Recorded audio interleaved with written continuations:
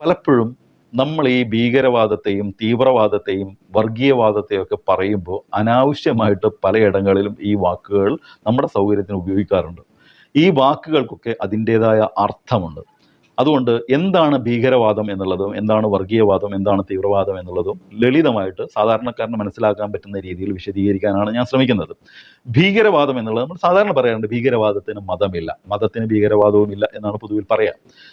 ഭീകരവാദത്തിന് ശത്രുവിനെ നിർവചിക്കപ്പെട്ടിട്ടില്ല. ശത്രു ഇല്ല എന്നല്ല, ശത്രുവിനെ നിർവചിക്കപ്പെട്ടിട്ടില്ല. ആരും ശത്രുവാകാം.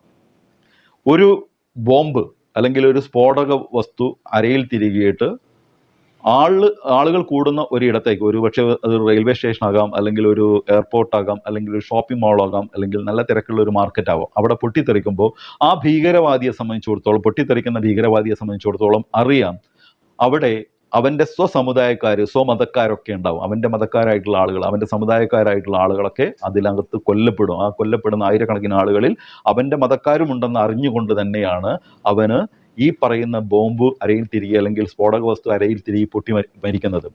എത്രത്തോളം എന്ന് വെച്ചിട്ടുണ്ടെങ്കിൽ ഭീകരവാദിക്ക് അവൻ പോലും ശത്രുവാണ്. അവൻ അരയിൽ തിരിയുമ്പോൾ മൈക്രോ സെക്കൻഡിന്റെ വ്യത്യാസത്തിലാണെങ്കിലും ആ പൊട്ടിത്തെറിക്കുന്നതിൽ ആദ്യം മരിക്കുന്നത് അവനാണെന്ന് ബോധ്യപ്പെട്ടുകൊണ്ടാണല്ലോ അവൻ അത് ചെയ്യുന്നത്. എന്താണ് ഇതിനെ പ്രേരിപ്പിക്കുന്ന ഘടകം?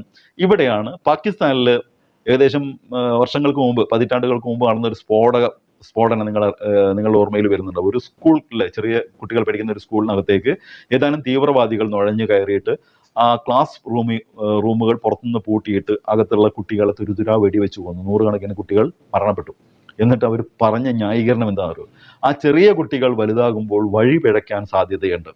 ആ മതത്തിൽ നിന്ന് വേർപെട്ട് അല്ലെങ്കിൽ മതം പറയാത്ത ചില കാര്യങ്ങൾ ചെയ്ത് അവർ വഴി പിഴയ്ക്കാനുള്ള സാധ്യതയുണ്ട്. അതുകൊണ്ട് അവരെ ചെറുപ്പത്തിലെ കൊന്നുകളഞ്ഞ് അവരെ സ്വർഗത്തിലേക്ക് എത്തിക്കുന്ന ഏർപ്പാടാണ് ഞങ്ങൾ ചെയ്തത് എന്നുള്ളത്.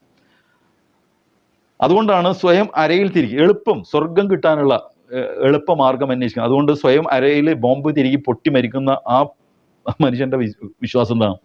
എളുപ്പമാണ്. കാലാകാലം ഇങ്ങനെ ദൈവത്തിനെ ആരാധിച്ച് ഇങ്ങനെ സ്വർഗം നേടാൻ ഇവന് കഴിയുന്നില്ല.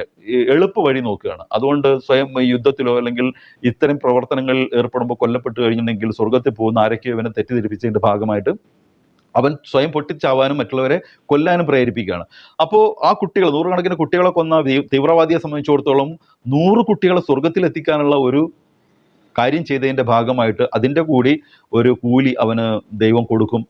ആ കാരണം കൊണ്ട് അവന് സ്വർഗം കിട്ടും എന്നാണ് അവൻ വിശ്വസിക്കുന്നത്. ആ രീതിയിലാണ് അവനെ ചിലർ പഠിപ്പിച്ചിട്ടുള്ളത്.